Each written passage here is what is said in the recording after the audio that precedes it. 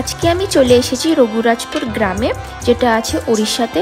রঘুরাজপুর গ্রামটা হচ্ছে বিখ্যাত এখানকার ফোক আর্টের জন্য, যেটাকে পট্টচিত্র বলা হয়। পট্ট মানে কাপড় আর চিত্র মানে ছবি। যেই কাপড়টার উপর পেন্টিং করা হয় সেটাকে আগে তৈরি করে নেওয়া হয়। তার জন্য তেঁতুলের বীজ থেকে বানানো আঠা দিয়ে একটা লেয়ার লেপে রেখে দেওয়া হয় কাপড়টাতে। এটা শুকিয়ে গেলে তেঁতুলের বীজের আঠাতে চক পাউডার মিক্স করে আরেকটা লেয়ার লাগিয়ে দেওয়া হয় কাপড়টির উপর।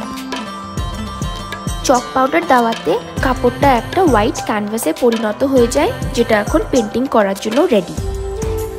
পেন্টিং করার আগে এই হোয়াইট ক্যানভাসটা একটা পাথর দিয়ে খুব করে ঘষে নেওয়া হয়, যেটার জন্য সারফেসটা স্মুথ হয়ে যায় আর কালার্সগুলো ভালো বসে। পেন্টিংয়ের জন্য শুধু ন্যাচারাল কালার্স ব্যবহার করা হয়। হোয়াইট কালারটা শঙ্খ থেকে, ব্ল্যাক কালারটা নারকোলের ছোবা থেকে, ইয়েলো কালারটা হলুদ পাথর, ব্লু কালার নীল পাথর আর রেডটা লাল পাথর থেকে বানানো হয়।